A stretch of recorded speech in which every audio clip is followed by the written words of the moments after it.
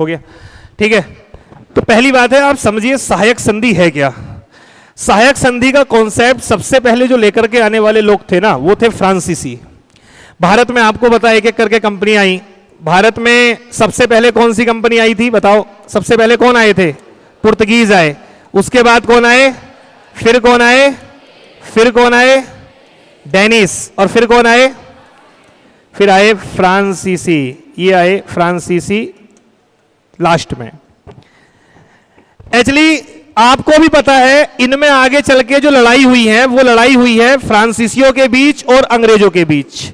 यानी अंग्रेज और फ्रांसीसी ये आपस में टकराव की स्थिति में रहे। तो आप सुन रहे हैं कि मतलब आपने सुना होगा कि जो सहायक संधि शुरू करी थी वो अंग्रेजों ने शुरू करी थी। नहीं, जो शुरू करी थी ना सबसे पहले सहायक संधि का कॉन्सेप्ट, वो फ्रांसीसियों ने किया था।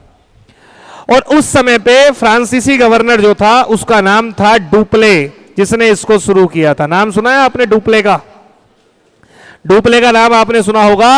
जब फ्रांसीसी और अंग्रेजों के मध्य लड़ाई हुई थी, और उस लड़ाई को जाना जाता है कर्नाटक युद्ध के नाम से। कितने कर्नाटक युद्ध हुए थे? 3 हुए थे। पहले कर्नाटक युद्ध के बाद कौन सी संधि हुई थी? अक्साला सेपेल की संधि। अब थोड़ा याद तो करोगे भाई, रिवाइज तो करोगे।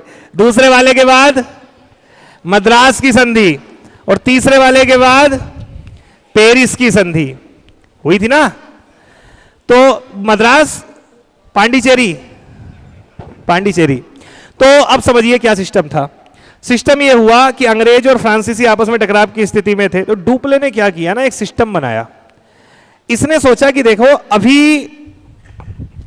भारत की स्थिति क्या है कि भारत में अंग्रेज अपना प्रसार कर रहे हैं, यानी अंग्रेज अपनी कोठी स्थापित कर रहे हैं जगह जगह।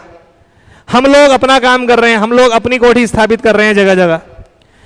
और इस समय भारत में छोटे बड़े कई सारे राज्य हैं। जैसे आपको पता है यहां मैसूर राज्य है, ठीक है, इससे ऊपर यहां मराठा था, इधर देखोगे आप सिख थे, इधर देखोगे आप हैदराबाद थे, छोटे बड़े राज्य थे ना। तो सबसे पहले डुप्ले ने यह सोचा कि यार हम ऐसा ना करें, जो ये देसी रियासतें हैं, जो राज्य हैं, हम इनके साथ एक समझौता कर लें, एक हाथ मिला लें। और वो क्या होगा, उसमें हम इनसे ये कहेंगे कि देखो हमारे पास तो सेना है, सेना में हमारे पास तोपे हैं, ये सब कुछ है, दुनिया भर की चीजें हैं, बढ़िया आधुनिक हथियार हैं। तो आज से हम तुम्हारी सुरक्षा करेंगे, बस तुम्हें एक काम करना है, तुम्हें हमारा साथ देना है, यानी हमारे अकॉर्डिंग कुछ काम करना पड़ेगा। वो उन्होंने 4-5 शर्तें रखी, उधर से बातें करी, और इस आधार पर इनके बीच में एक संधि हो जाती थी, जिसे हम बोलते थे सहायक संधि।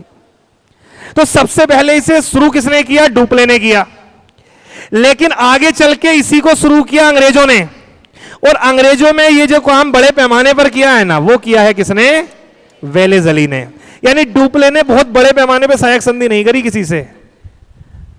जो सहायक संधि बड़े पैमाने पर करी है वो है वेलेज़ली ने, जो कि एक अंग्रेजी गवर्नर था। तो क्वेश्चन आएगा एग्जाम में, क्वेश्चन आएगा एक कि स्टेटमेंट अगर आ जाए कि सहायक संधि को भारत में शुरू करने वाले सबसे पहले अंग्रेज थे, गलत। सबसे पहले कौन थे? फ्रांसीसी। किसने किया? डुप्ले ने किया। दूसरा, सहायक संधि को व्यापक स्तर पर शुरू करने वाले अंग्रेज थे, हां। किसने किया? वेलेज़ली ने। तो अब हम ये जो सहायक संधि की बात कर रहे हैं ना, ये बात कर रहे हैं जो वेलेज़ली ने शुरू करी थी। एक एक करके बात करते हैं क्या इसकी विशेषता थी।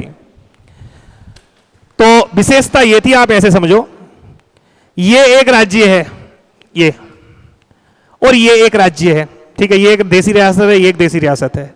तो अंग्रेज क्या करते थे, जैसे मान लो अंग्रेजों को इसको जीतना है और ऐसे डायरेक्ट लड़ेंगे तो दिक्कत होगी, तो वो इनके साथ एक सहायक संधि करेंगे, क्योंकि इनको इनसे खतरा है। तब इनको इनसे खतरा है तो ये लोग डरे हुए भी हैं। तो अंग्रेज क्या करते थे, एक सहायक संधि करते थे, जिसके तहत पहला क्या तय होता था? तय ये होता था कि तुम्हारी सुरक्षा की जिम्मेदारी हमारी है, और इस सुरक्षा के लिए हमारी एक आर्मी, यानी हमारी एक सेना तुम्हारे राज्य में रहेगी। हाँ, उसे बोलते थे रेजिमेंट, यानी हमारी एक रेजिमेंट आपके यहां पर रहेगी।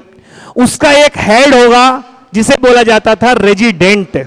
रेजिमेंट और रेजिडेंट में अंतर, रेजिडेंट उसका हेड होगा। अब समझिए, पहली बात यह है कि ये जो खाएंगे पिएंगे और जो इनको सैलरी की जरूरत होगी, वो सैलरी कौन देंगे? आप। मतलब सेना हमारी होगी, आपके यहां रहेगी, सुरक्षा आपकी करेगी, तो इसको कौन देगा पैसे वगैरह, वो सब आप देंगे। दूसरी बात, किससे लड़ाई करनी है, किससे नहीं करनी है, किससे मित्रता करनी है, किससे शत्रुता करनी है, ये तुम नहीं तय करोगे भाई। तुम्हारी, क्योंकि सेना तो हमारी है, तुम्हारा वश चलेगा, यदि राजा का वश चलेगा तो वो तो ये कह देगा लड़ो, इससे मित्रता कर लो। बोले नहीं, ये तुम्हारे अकॉर्डिंग नहीं होगा, हमें किससे लड़ना है किससे नहीं लड़ना है ये काम हम सोचेंगे, ये काम रेजिडेंट करेगा। राजा ने कहा ये भी बढ़िया है, अब तो ये भी नहीं देखना कि लड़ना किससे है किससे नहीं है, सेना की टेंशन खत्म, नियुक्ति भर्ती प्रक्रिया की कोई जरूरत ही नहीं है, सब काम तो अंग्रेज ही करेंगे, और मुझे देना क्या है, इन्हें पैसे देने हैं, मैं दे दूंगा। तो काफी भारतीय राज्यों ने ऐसी संधि कर भी ली। सबसे पहले करने वाला हैदराबाद था। बात समझ रहे हैं? अब राजा ने एक बात और रखी, देसी रियासतों के राजाओं ने बात रखी होगी कि भैया हमारा जो परिवार का मामला है, तुम लोगों ने उसमें हस्तक्षेप करा तो दिक्कत होगी ना। तो सहायक संधि का एक प्रावधान और था जिसमें यह कहा गया था कि जो रेजिडेंट होगा, यानी जो सेना होगी रेजिडेंट होगा, वो आंतरिक मामलों में हस्तक्षेप नहीं करेंगे। तुम्हारे घर में भतीजे की, चाचा की, मामा की, किसी की भी लड़ाई चल रही है, कोई चल रही है, उत्तराधिकार की लड़ाई चल रही है, उस लड़ाई में अंग्रेज हस्तक्षेप नहीं करेंगे। तो सहायक संधि की विशेषता क्या थी? पहली संधि थी कि इसके तहत पहली शर्त थी कि अंग्रेज सुरक्षा की गारंटी लेते थे उस रियासत की। उस रियासत में एक अंग्रेजी रेजिमेंट होती थी जिसका हेड रेजिडेंट होता था, उसका खर्चे जो हैं वो सब राज्य के द्वारा दिए जाते थे, और यही निर्णय लेते थे किससे मित्रता करनी है किससे शत्रुता। मित्रता और शत्रुता करने का अधिकार, यानी विदेश नीति के संचालन करने का अधिकार राजा से छीन लिया गया था, उसके पास नहीं था। लेकिन अंग्रेजों ने एक प्रॉमिस किया संधि के मुताबिक कि वो आंतरिक मामलों में हस्तक्षेप, लेकिन जम के किया उन्होंने। ठीक है, तो ये प्रमुख विशेषता थी इस सहायक संधि की। अगली बात आती है सहायक संधि का राज्यों पर क्या प्रभाव पड़ा। आप समझिए, मेरा राज्य था, पहले क्या होता था, मैं अपने सैनिक रखता था, शत्रुता किससे करनी है किससे मित्रता करनी है मेरा डिसीजन होता था, सब काम मैं कर रहा था। अभी क्या हो गया है, अंग्रेज आ गए हैं, उनकी सेना रहेगी, वही सेना की नियुक्ति प्रक्रिया सब कुछ करेंगे, किससे लड़ना है किससे शत्रुता सब वो करेंगे, पूरी फॉरेन पॉलिसीज को वो एग्जीक्यूट करेंगे, सब काम वो करेंगे। तो मैं क्या करूंगा, क्या करूंगा, पीऊंगा, टेंशन खत्म, यानी कोई काम नहीं। तो शासकों ने क्या करा, वही काम कर लिया, बिलासी हो गए। बिलासी मतलब चलो ठीक है, अब तो सब काम वही झेल रहे हैं, कोई टेंशन है ही नहीं, आमोद प्रमोद में लिप्त हो गए, सुरापान चल रहा है, ये चल रहा है, वो चल रहा है, टेंशन फ्री हो गए। अभी तक जो दायित्व था ना वो राजा पे होता था, प्रजा खुश है नहीं है क्या है, लेकिन अब क्या हुआ, ये दायित्वों से मुक्त हो गए, रिस्पॉन्सिबिलिटी खत्म हो गई यार। तो कहने के लिए तो राजा ये था, लेकिन पूरी औपचारिक कहना चाहिए जो व्यवहारिक पावर थी वो अंग्रेजों के पास चली गई ना। राजा किस काम का, सब कुछ तो उनका हो गया। तो देसी रियासतों पर अगर मैं राज्यों पे प्रभाव की बात करूं तो पहला राज्य, जो राजा थे वो उत्तरदायित्वहीन हो गए प्रजा से। दूसरी बात है कि राज्य में ब्रिटिशर्स लोग जो थे उनका हस्तक्षेप बढ़ गया। भले ही उन्होंने दावा किया कि वो आंतरिक मामलों में हस्तक्षेप नहीं करेंगे, लेकिन उन्होंने इनडायरेक्टली किया। क्या आपको लगता है कि उन्होंने मराठाओं में नहीं किया? मराठा मैंने पढ़ाए हैं आपको, आपने सुनी है सलवाई की संधि, सूरत की संधि, बेसिन की संधि, सुरजी अर्जन गांव की संधि, आपने सुनी है ना। उन्होंने हस्तक्षेप किया, आंतरिक मामलों में उन्होंने हस्तक्षेप करना शुरू करा।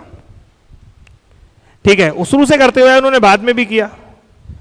तो राज्यों का प्रभाव तो यही रहा, धीरे धीरे राज्यों की शक्ति क्षीण हो गई, देसी रियासतों की शक्ति क्षीण हो गई, राजा किसी काम का नहीं रहा, और अंततः अंतिम रूप से अंग्रेजों ने आगे चल करके एक नए सिद्धांत के तहत, यानी व्यवगत की नीति के तहत इनको पूरा खत्म कर दिया। तो अंग्रेजों ने ऐसा नहीं खाया किसी राज्य को, मराठाओं को खाया है ना। तो कैसे खाया, पहले करी सहायक संधि, फिर जब वो कमजोर पड़ गया, सहायक संधि से तो पावर पूरी हो गई ना, पावर किसके पास आ गई, अंग्रेजों के पास आ गई। और जब उन्होंने पता चल गया कि अब आंतरिक कलह चल रहा है, अब दिक्कत चल रही है, अब मौका है, निपटा दो, विलय कर लिया। फिर ब्रिटिश हुकूमत वहां पर उनके ऊपर जो है वो लाद दी। समझिए ना आप, ईस्ट इंडिया कंपनी पर क्या प्रभाव पड़ा? पॉजिटिव इफेक्ट रहा है, ग्रीन पॉजिटिव सकारात्मक इफेक्ट था।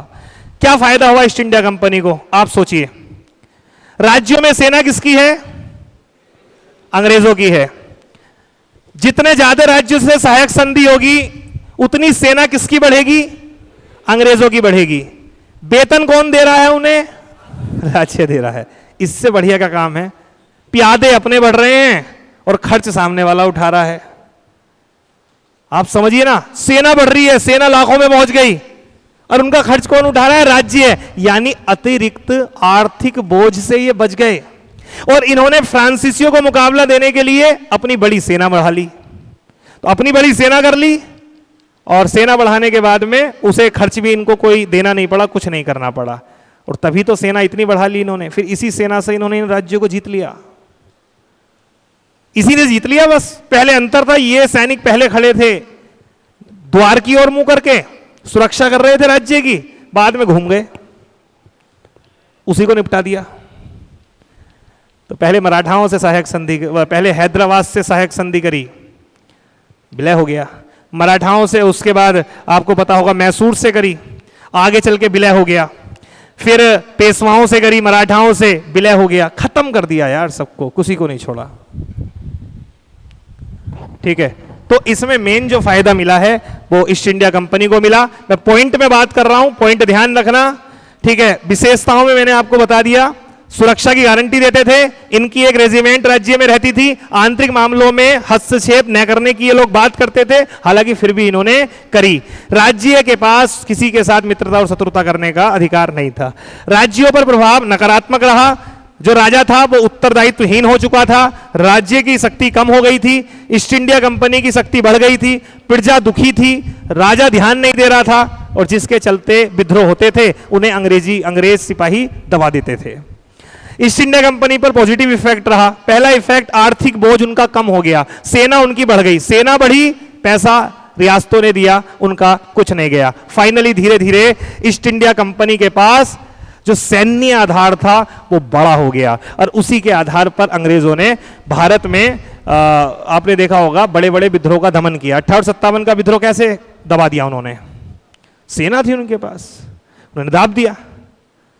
तो ये पूरी थी सहायक संधि। अब एक बार पढ़ो इसको पूरे को, फिर मैं बताता हूं सहायक संधि किस किस के साथ हुई है। संधि जो इन्होंने करी है वो सहायक संधि किन किन के साथ करी है, क्रम पूछेगा आपसे, तो क्रम नोट कर लेना। सबसे पहले करी है हैदराबाद, ये करी है सन 1798। ठीक है, इसके बाद इन्होंने करी है मैसूर, ये करी है 1799। 1799 में तंजौर के साथ भी हुई थी, लेकिन वो एग्जाम में मतलब नहीं, आपसे नहीं पूछेगा। इसके बाद करी है अवध, कब करी है? 1801। इसके बाद करी है इन्होंने पेशवा के साथ, ये 1802, 1801 के लास्ट में हुई थी। तो कई किताबों में आप पढ़ोगे ना तो आपको 1802 ही मिलेगा, एक भी मिल सकता है, क्योंकि दिसंबर 1801 में हुई है, दिसंबर में हुई है तो 2 आ ही जाएगा वास्तव, इसलिए मैं इसे लिख देता हूं 1801-2 ऐसे पेशवा। उसके बाद इन्होंने करी है नागपुर के भोसले, फिर करी है इन्होंने भोसले के साथ, कब करी है? 1803 में कर ली। और फिर करी है सिंधिया 1804। ठीक है, इसी बीच होलकर के साथ भी करी थी 4-5 में। वैसे ये नहीं पूछेगा, केवल आपसे ये क्वेश्चन पूछेगा भाई, ये इनका ना याद रख लेना, स्टार लगा लेना। बाकी इसमें और जो सहायक संधि छोटे छोटे राज्यों से हुई थी ना, वो मैंने डलवा दी। देखो मैं ये तुम्हें नोट्स क्यों दे रहा हूं, आप में से बहुत बच्चे ऐसे होंगे जो एमए कर रहे होंगे हिस्ट्री से। कितने लोग हैं एमए हिस्ट्री से कर रहे हैं? है कोई? ठीक है भाई, एक राय देता हूं, बीए करना, बीए के बाद एमए करना। ठीक है, बीएससी यूएससी के चक्कर में मत करने ना, नहीं तो बीए भी नहीं होगा, फिर कोई फायदा है नहीं उसका।